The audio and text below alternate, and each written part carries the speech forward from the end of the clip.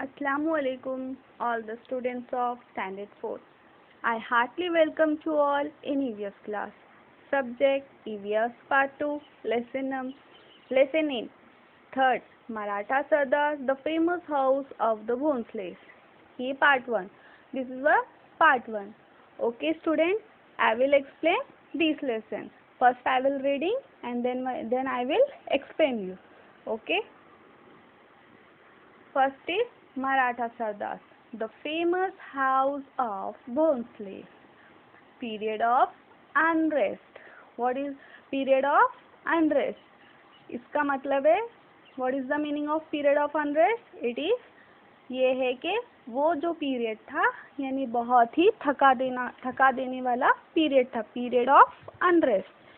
As the saints preach devotion to God, the brave Maratha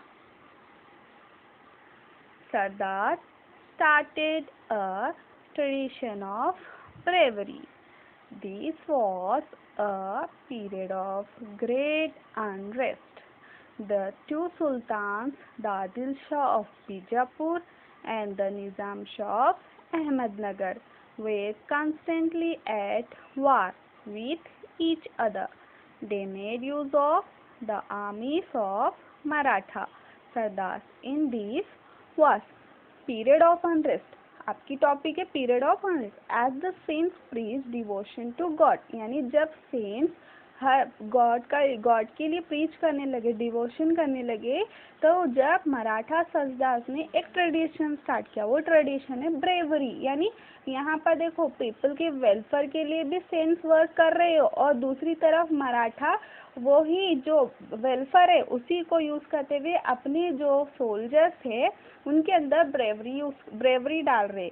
okay, तो at the moment दोनों भी चीजें चाहिए एक सोल्जर में. एक अच्छाई, ब्रदरहुड और कंपैशन, और क्या क्या चाहिए बच्चे, अच्छी जो है चीज़ें है, कंपैशन है, नॉन वायलेंस है, चैरिटी है, सर्विस है, इक्वालिटी है, ब्रदरहुड है, ये हर इंसान में चाहिए. तो ये कौन डाल रहे हैं, हर इंसान को कौन प्रीच कर रहे हैं, सेंट्स. तो दूसरी तरफ मराठास क्या कर रहे हैं, मराठास ये कर रहे हैं कि वो अपने सोल्जर्स में ब्रेवरी यानी ताकत जो है वो कैसे यूज किए जाती है, ये सब मराठास अपने ट्रेडिशन चला रहे थे, ब्रेवरी वाला tradition. This was a period of great unrest, यानी वो पीरियड जो था बहुत थका देने वाला पीरियड था. द टू सुल्तान, मैंने आपको पिछले लेसन में भी एक्सप्लेन किया, निज़ाम शाह और आदिल शाह टू मेन सुल्तान थे. ओके बच्चों, तो आदिल शाह जो बीजापुर से बिलोंग करते थे और निज़ाम शाह जो अहमदनगर से बिलोंग करते थे, ये दोनों के दरमियान कॉन्स्टेंटली वार हो रहा था, यानी लगातार ये दोनों एक दूसरे से वार कर रहे थे. They made use of this आर्मीज of Maratha sardars in this वार. और ये किसकी आर्मी यूज कर रहे थे, Maratha sardars in this war. they made use of the armies of Maratha Sardars in this war. And next is the brave Maratha Sardars. The Marathas were both brave and though they were also fearless and loyal to their masters. They were very proud of their achievements on the battlefield. The brave Maratha soldiers with the spear in hand and a sword at the side would ride in his Sardars cavalry. All the Maratha Sardars had their own private armies. If such a Sardar went to the Sultan with his army, the Sultan gave him employment, made him a Sardar of his kingdom, and sometimes confer a Jagir upon him. The Sardars who received such a Jagir considered himself a Raja. There were many famous Maratha Sardars at the courts of Ahmednagar and Bijapur. The more famous among them were the Jadavs of Sindkhed, Nimbalkars of Phaltan, Gorpheds of Mudhol, Mores of Javali, Bhonsles of Verul. The brave Maratha Sardar, the Marathas were both brave, यानी मराठा बहुत बहादुर होते थे और ये जिस master के लिए भी काम करते थे उसके लिए बहुत लॉयल होते थे और ये बहुत फियरलेस यानी निडर होते थे, बेखौफ।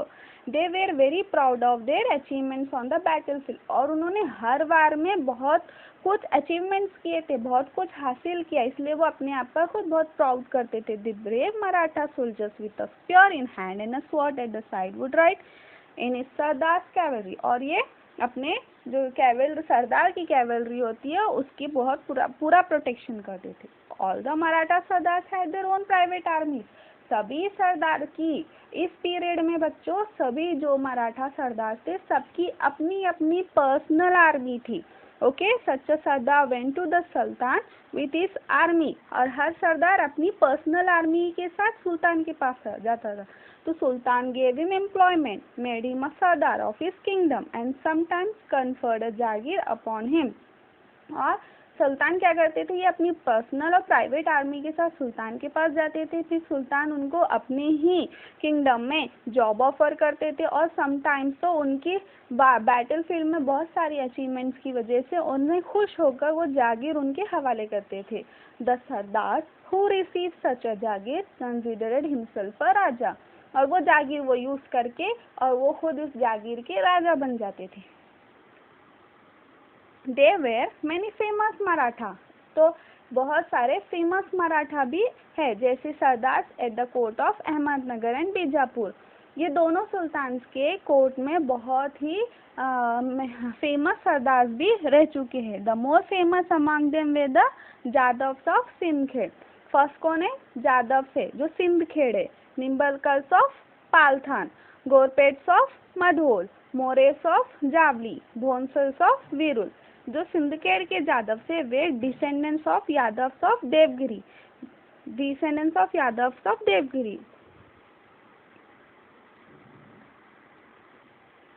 Jijabai, the mother of Shivaji Maharaj, was the daughter of Lakhojirao Jadhav of Sindkhed.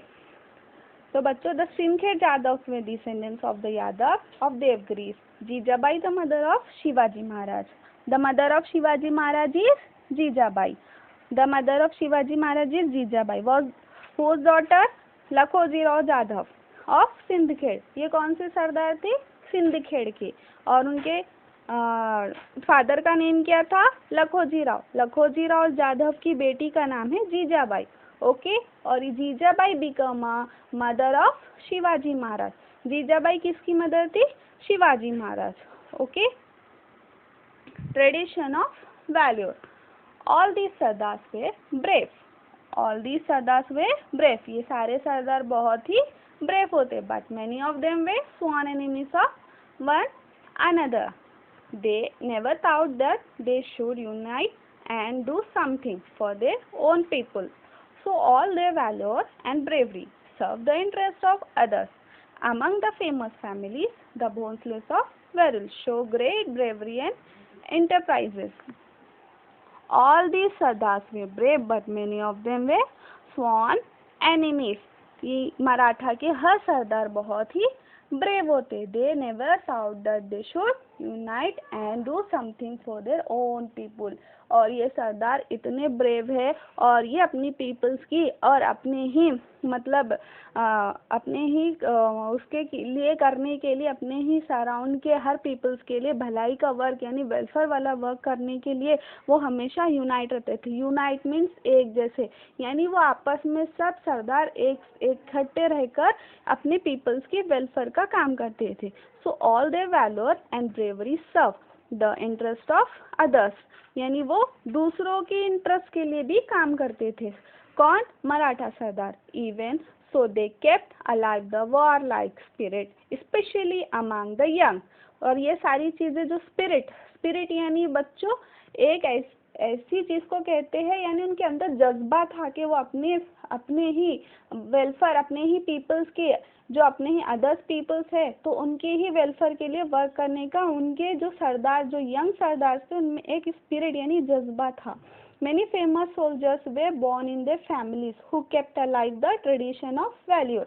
यानी बहुत सारे फेमस सोल्जर्स वहाँ उनकी फैमिली में पैदा हुए और ये क्या ट्रेडिशन को आगे बढ़ाते गए। कॉन्सेंट्रेशन, बहादुरी, यानी अपने लोगों के वेलफेयर के बारे में सोचना। अमंग द फेमस फैमिलीज, इसमें ही कौन सी फैमिलीज अमंग आती है? Bhosale of Verul show great bravery and enterprises. Okay, तो इसी फैमिली में भोसले भी आती है। भोसले जो फैमिली है आगे जाकर शिवाजी से रिलेटेड है। ओके,